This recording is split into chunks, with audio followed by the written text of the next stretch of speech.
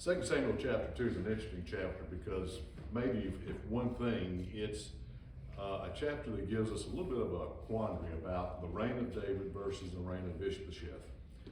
David is said to reign in Hebron for 7.5 years, whereas contemporary in Israel, Ishbosheth only reigned for 2 years. And when you read the context of the second chapter, you're sitting here thinking, how does all of this fit together? Because it seems like when you come to verse 8, Ishbosheth's reign starts right at the time, about the time David's reign started, which means that if he reigned for 2 years, it was about five years that they didn't have a king. And then when you go over to his death, it seems like he died just at the end of his reign. This is in chapter 4. And you begin to think, well, what happened in the first 5 years? So hopefully in some insignificant way that the way my goofy brain works sometimes, I'm going to try to maybe show you something that may help us apply a date, the time that Ishbosheth starts his reign, or possibilities. It's going to be a what if, let's kind of assume a few things and maybe make an application.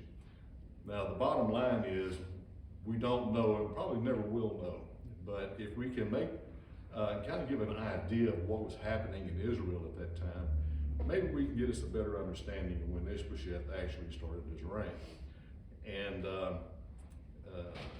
anyway, we'll pick up on that in just a moment.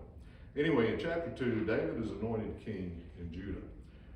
Now, the state of Israel, we've talked about this before, but let's talk about it a little bit more in detail about what actually happened and maybe kind of get an idea of the state of the northern kingdom versus Judah during this time.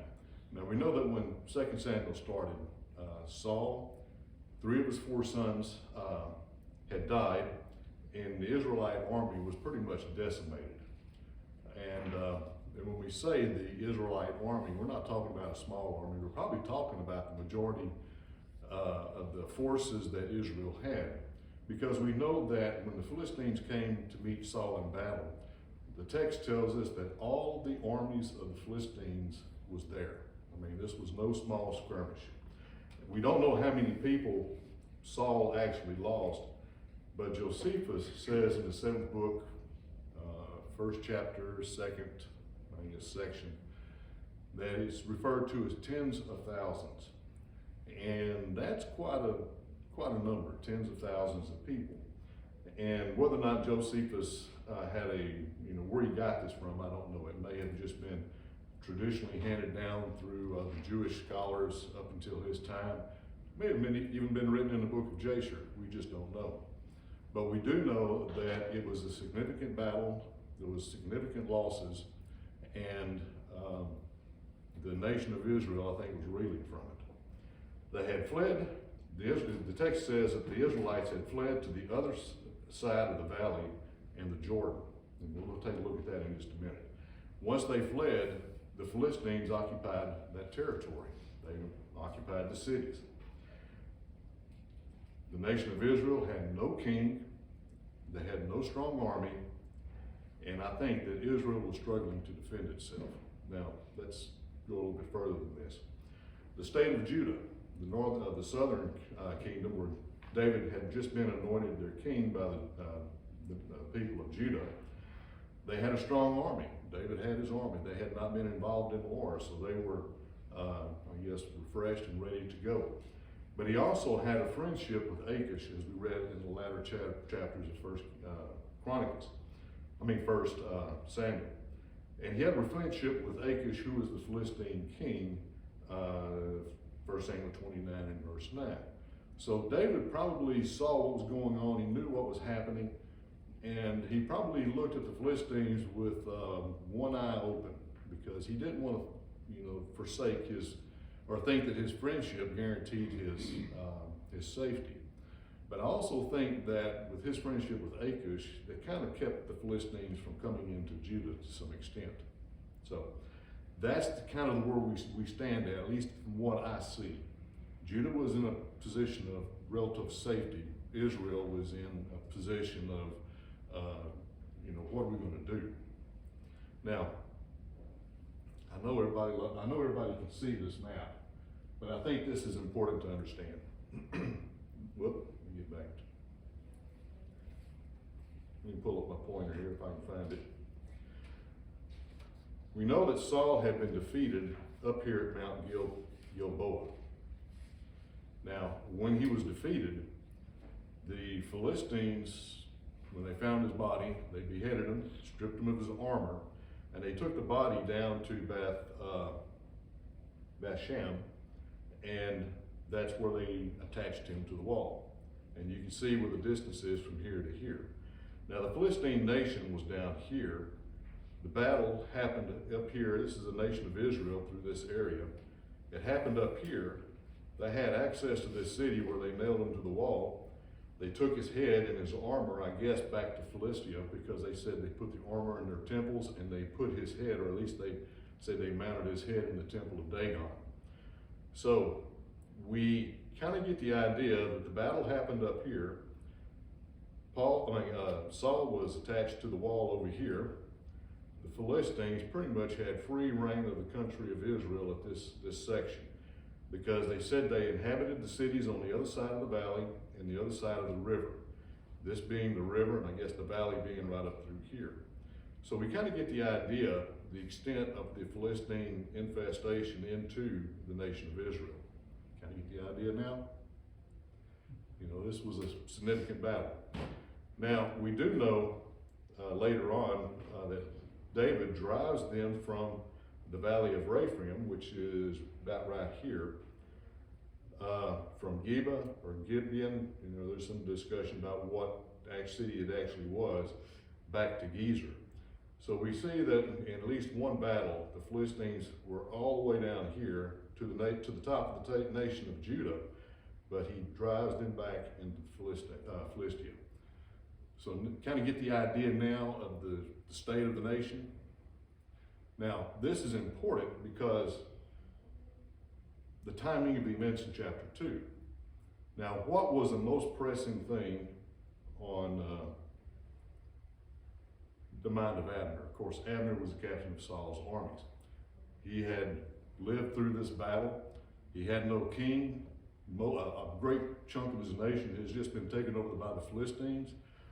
Was it more important to establish a king in the country at this time, or was it try to get forces together and deal with these Philistines?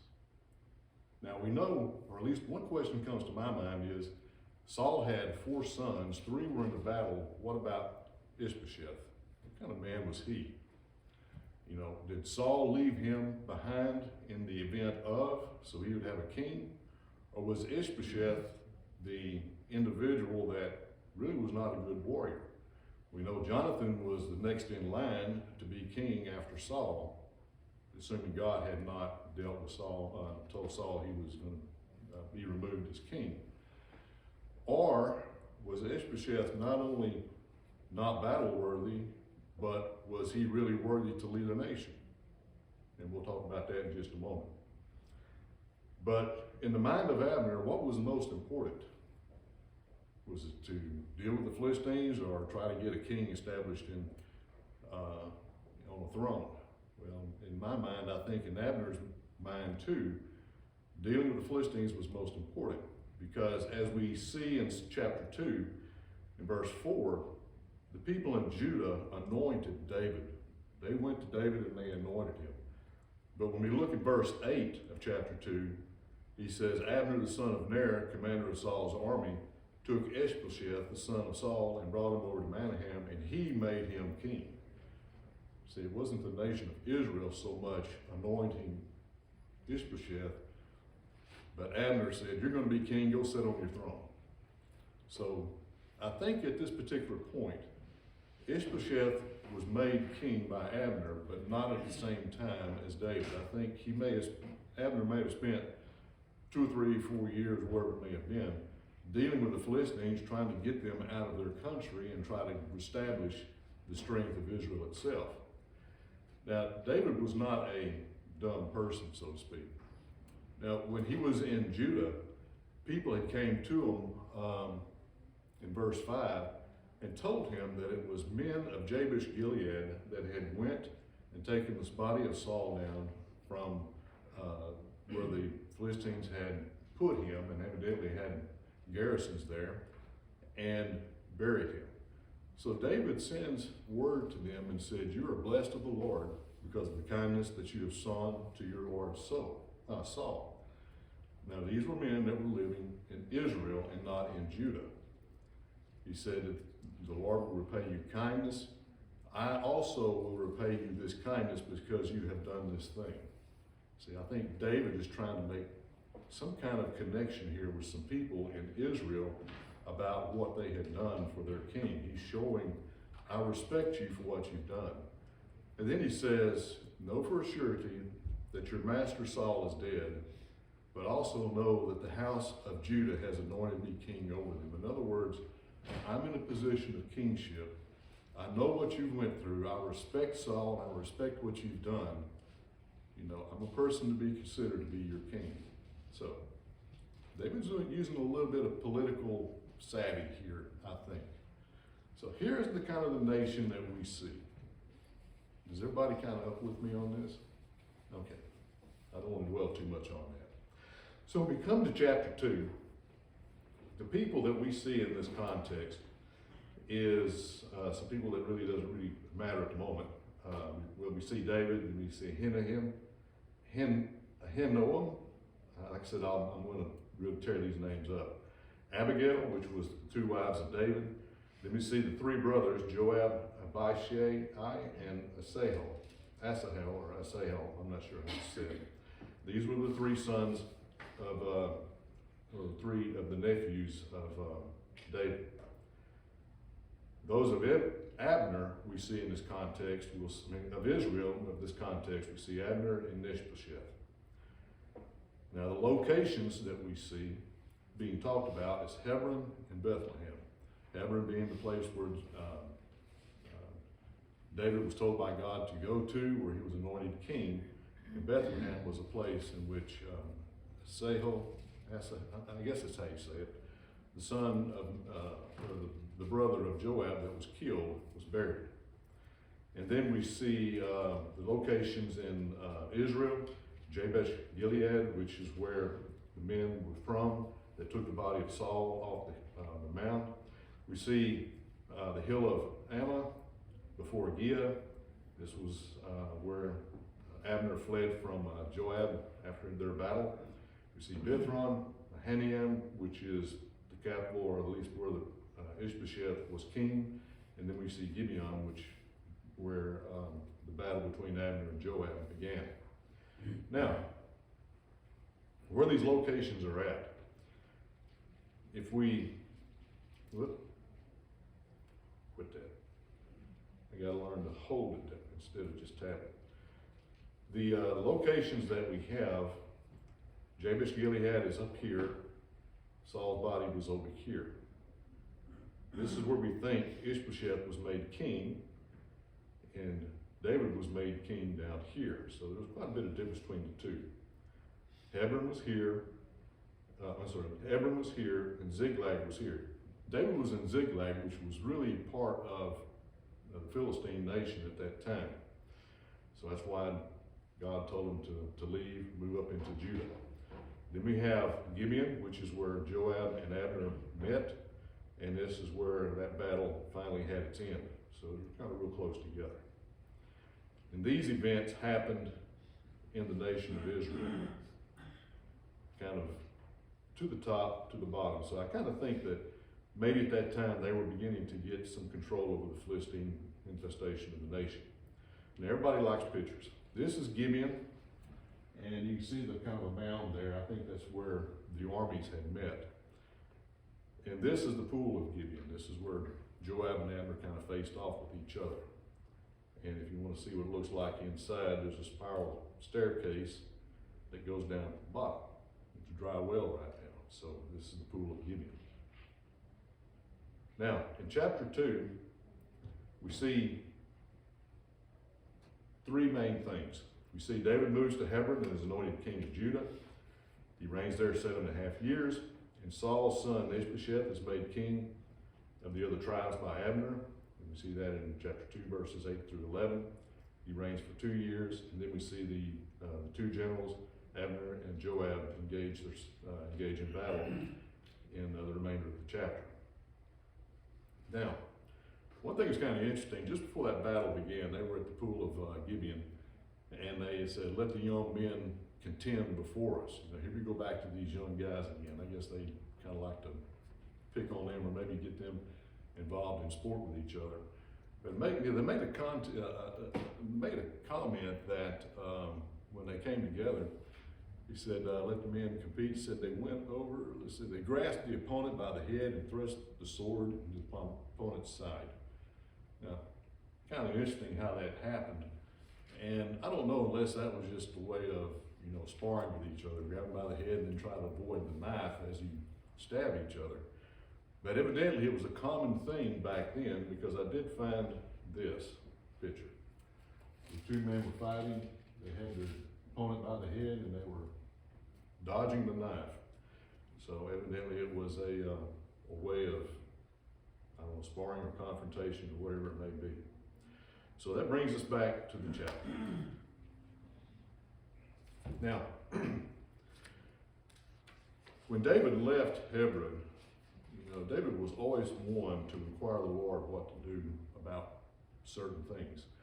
And so when he left, or before he left, he inquired of the Lord where he should go, and he told him to go to Hebron.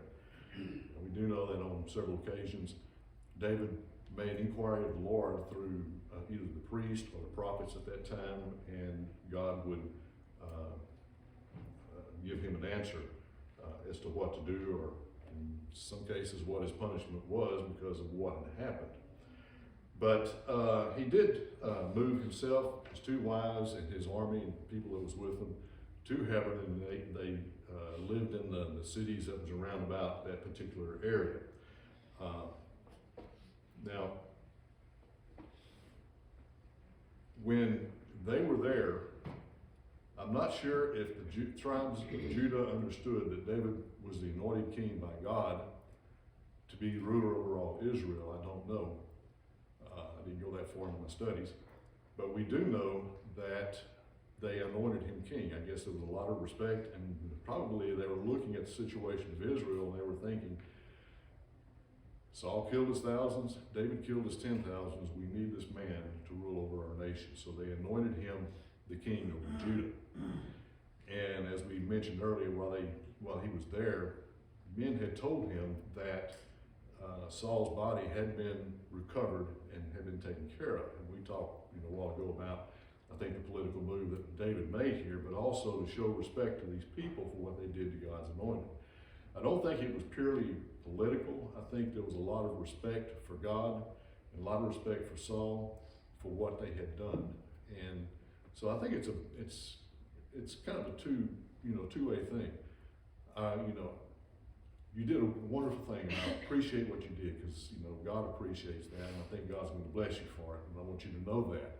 And at the same time, understand that I'm already king in Judah. I can do you a great service by allowing me to become your king. But it says that Abner, the son of Ner, commander of Saul's army, in verse 8, took Ishbosheth, the son of Saul, and brought him over to Mahanaim, and he made him king over Gilead, and over the Asherites, over Jezreel, Ephraim, and Benjamin, and over all Israel. Ishbosheth, Saul's son, was 40 years old when he began to reign over Israel, and he reigned 2 years. Only the house of Judah followed David, and the time that David was king in Hebron over the house of Judah was 7.5 years, 7 years, 6 months. So again, when did the time did Ishbosheth actually be made king? Well, personally, I kind of think it might have been shoved towards the end of David's reign, because after Ishbosheth was executed, it was kind of like the nation of Israel said, I've had enough of this, let's go to David. And actually, Abner, after he defected, made a covenant with David, and Israel knew about it. So the move was in motion, and all that had to be done was for the events to be executed, to be put into place. Now we do know that Ishbosheth was not a strong king, because in chapter 3, we see in verse 6, He says, now while there was war between the house of Saul and the house of David, that Abner, who was the king of the army, was strengthening his hold on the house of Saul. And when Ishbosheth confronts him about him going into his father's concubine, and Abner, just lays the boom on him. He said, Ishbosheth kind of quietened down because he feared David, and we'll read about that in the next lesson. So I kind of think these events kind of happened that direction. Now, the confrontation. The two generals, and when you look in verses 12 through 32, the two generals at the sides of the armies began their fierce fight. And this was, I think, a battle that lasted 7.5 years. It was a civil war between the tribes. But Abner, who was the commander of Ishbosheth's army, and Joab, I guess it was Ishbosheth's army at that time, I don't know, maybe not. But he was the commander of the army of Israel. And met with Joab, who was the commander of David's army. Now, I'll just kind of put a note here. The importance of these generals, I think, was paramount, because Ishbosheth feared Abner, and David, as we'll see in chapter 3, says that he himself was weak, whereas the brothers of Ner were strong. So it was kind of like David kind of had a little bit of fear about him.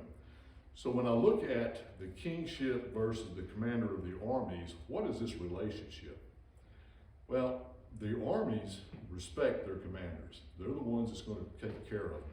And then the king is kind of like, he's the leader of the country. He's going to make sure that the commanders of the army do what are supposed to do. So I got to thinking about that relationship, and I got to thinking about my employment at the plant many years ago. We had a maintenance crew, we had a supervisor, and then we had a maintenance supervisor. And the crews respected that maintenance supervisor that was directly over them, the guys that directed them in the field. They respected him, they did exactly what he said, and they stood up for him to no end. But many times they would ridicule the maintenance supervisor, the guy above them, about some of the decisions they made. They had less respect for him than they did for the man that was directly over them doing the work in the field. Don't know why, but that seemed to be the norm for several years. And I kind of look at this the same way. David was young, he was a new king. Abner was the leader of the army. They respected him. Same thing with Joab. Now, when they met at the pool of Gibeon, they sat down on one side and him on the other. They kind of faced off with each other, and they sat there. And I kind of think of it as, what are you going to do? Just that kind of an attitude towards each other, Maybe just quiet, looking at each other and trying to figure out what's going on. And then it was Abner that spoke up. And I think this is important because at the end of this story, Joab tells Abner, if you'd have kept your mouth shut, none of this would have happened. Basically what he said. But he said, let the young men arise and compete before us. So they chose 12 from each side, and they contended with each other, grabbed them by the head, and they went at it. And as it ended, all 12 died. Now, it may have been like the case with David and Goliath and the Philistine army. The Philistines say, if you can defeat our champion, you win. If we defeat your champion, we win, we take it. That was the attitude. But the thing is, like David and Goliath, and like this here, when the champion was defeated, they just went after each other regardless. They were going to make sure that the thing was not going to rest upon the shoulders of one individual. So they both put their men out on the field. All 24 men were killed in that battle. And he said, at that point, there was a fierce battle that day, and Abner and the men of Israel were beaten before the servants of David. Abner took a good licking in this war. Now, as he fled, and I guess with the rest of the army with him, as they ran from the army of David, Joab, Abishai, and Asahel followed. Now, Asahel, I guess, was faster than the rest of them because he was the one that was keeping up behind Abner.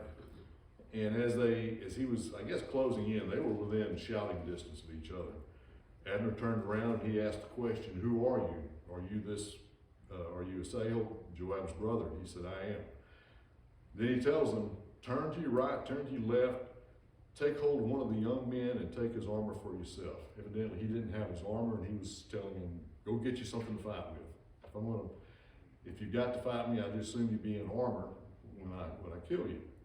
Or it could have been he wanted him to fight the people on the side and let him flee, and if he dies, it would be at the hand of another man, because he said, "Else, how can I face your brother if I kill you?"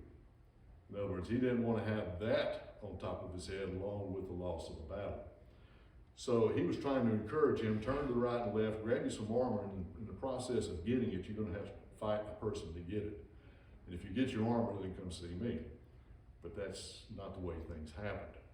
He refused to do it, and as he closed in, I guess the speed of Asahel and the narrowness of the spear, the blunt end, when he jabbed him with it, went right through him, killed him on the spot. And sometimes I wonder, how thick were those spears? With like a broomstick or what? I don't know. If I was in battle with a spear, I'd kind of like to have a blunt end with a pointed end to it in case I needed to knock somebody on the head and do some damage to them, rather than just knock them out. But be that as it may, that's how they wound up. Now, when they came to where Asahel had fallen, in verse 23, I think it's 23, yeah, they all stood there and, in amazement, really. But Joab and his brother Abishai continued pursuing Abner. And as they were coming down, as the day was coming to an end, Abner took his stand upon the hill of Ammah. I guess that's how you say it, Ammah. And the children of Benjamin, which was the people that composed his army, gathered behind him. In other words, they finally, after they were scattered, they managed to regroup as a unit behind Abner to be able to take the battle up again in the event that should happen. And then Abner calls down to Joab and he says, "Shall the sword," in verse 26, "devour forever? Do you not know it will be a bitter to the latter end? How long will it be until you tell the people to return from pursuing your brethren?" In other words, Abner is trying to knock some sense into Joab. He says, how long is this going to last? Don't you know that it's going to be bitter all the way to the very end of these wars, this battle? How long are you going to pursue your brother? In other words, he's trying to stop the war. And then that's when Joab says in verse 27, he says, "As God lives," in other words, "as God is my witness, unless you had spoken," he said, "if you hadn't said a word back at the pool of Gibeon," he said, "we would have given up pursuing the brethren, and they would have all turned around and went home, and none of this would have ever happened."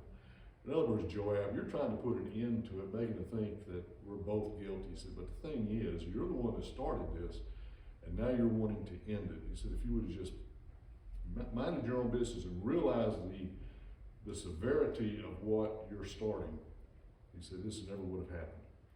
So Joab blew the trumpet, and all the people stood still and did not pursue Israel anymore, nor did they fight anymore. That is that particular battle. Because we see back over we'll see in chapter 3 and verse 1, that there was a long war between the house of Saul and the house of David. It lasted at least 7.5 years. So David returned from pursuing Abner, and when he had gathered all the people together, in verse 30, there were missing of David's servants 19 men and his brother Asahel, and the servants of David had struck down of Benjamin and Abner's men 360 men who had died. Now, that's quite a big difference. 19 men versus 360. And so I asked myself, I said, did that include the 12 men that were killed before this battle started? If it did, man, Joab, from a hand-to-hand combat, that's phenomenal. If it didn't, it was still phenomenal. For 19 men to have died and 360 men to have been killed. it tells me that God was trying to tell Abner that you're messing with the wrong person, because God is the anointed, David is the anointed king of God over this nation. And that's where it stood. Abner went back to Israel. Joab went back to Hebron. And I guess when David saw this, and when the children of Judah saw it, they said, we've got a great leader of an army. Abner's a great commander. David is our king. And David's looking at this and said, Abner did real good. He's my nephew. How much older is he than me? I don't know. But one thing we do know, that David, I think, had a lot of respect for Abner at this point, and he also feared him to some extent, that with the might that he had in the command of his armies, he said, it's very possible my weakness could be my undoing at this point in time.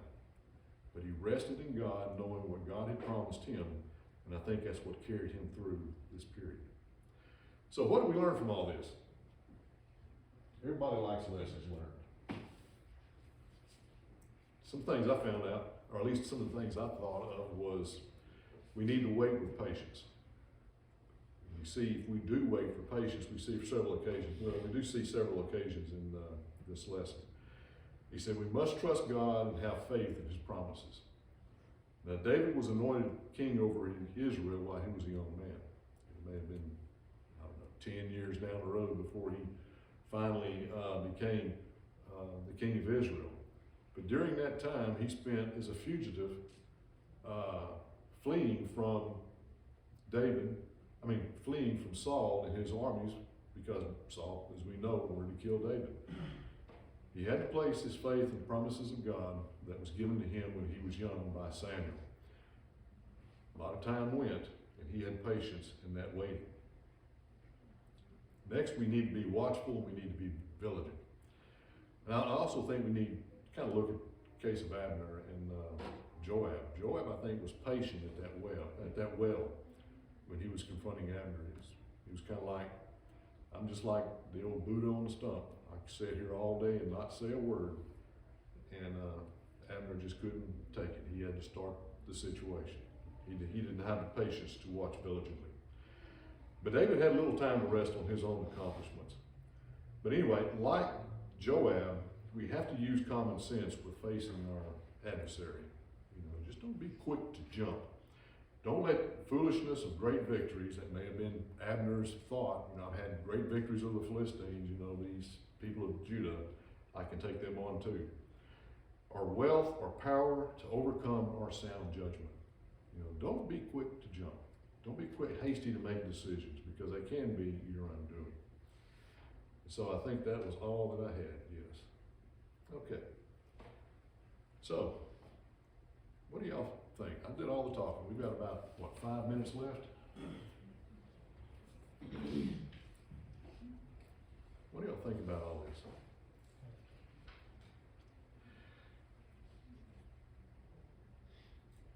It's interesting that they, the pool of Gideon, that they sat and looked at each other, however they handled it, and many times before in the past and in the future, lots were casted.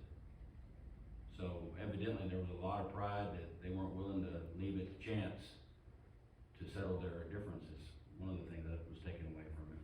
Mm-hmm. Jason? Yeah, a lot of killing and a lot of blood going on. Without doubt, this was a brutal time frame. We said they came out of the period of the judges. From the wanderings, from the judges to the reign of Saul, the problems they had with all the nations around about them that were not originally driven out. And the fact that warfare was done with vast majority of the time with swords. There were archers, people that shot bows and arrows, but the majority of the battle was hand combat, and that's always difficult. We see a lot of atrocities today in warfare, but a lot of times you pick the guy off with a rifle, 100 yards away from you, so it's not up close and personal a lot of times. So yes, it was a brutal time back then. But when I look at the attitudes of the people, you know, people that wants wealth, power, and control, it's no different back then as it is today. We have people today that will expend hundreds of thousands of young men's lives so that a ruling dictator can get the power, wealth, and control that he wants, and the whole time telling the people that your death will not go unforgotten. And I don't know. It's, to me, it's senseless, but it's the way that it is. And I've often questioned, you know, we said that in Romans chapter 13 that God said that the leaders that are have been ordained by God. And so you ask yourself, how can we let leaders like Vladimir Putin right now kill thousands of, you know, innocent Ukrainians, or throw, I think the count now is about 370,000 young men to their death on a battlefield just so he can grab a little bit of their country? We just don't know why that is. But we do know that in the past, God has put godless men in positions of power, like the Babylonian king and the Assyrian kings, to bring judgment upon his people.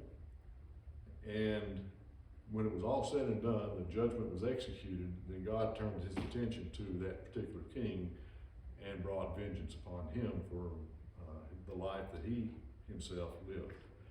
So no one is inexcusable, but God has got reasons for what he does, and we may not understand those reasons. And this particular case, we had 7.5 years of civil war between his people. Why did God allow this? Don't know. Not unless it was to prove a point of some kind. Yes, ma'am. No, I can't help but think about the women who were, they were not on the battlefield, but there was a battle in their heart. And they, you know, they were victims too. They lost sons and husbands. And depending on whether or not their army won, depending on whether or not they went into slavery. And, you know, it was a brutal time back then. Where do you see the, Nate?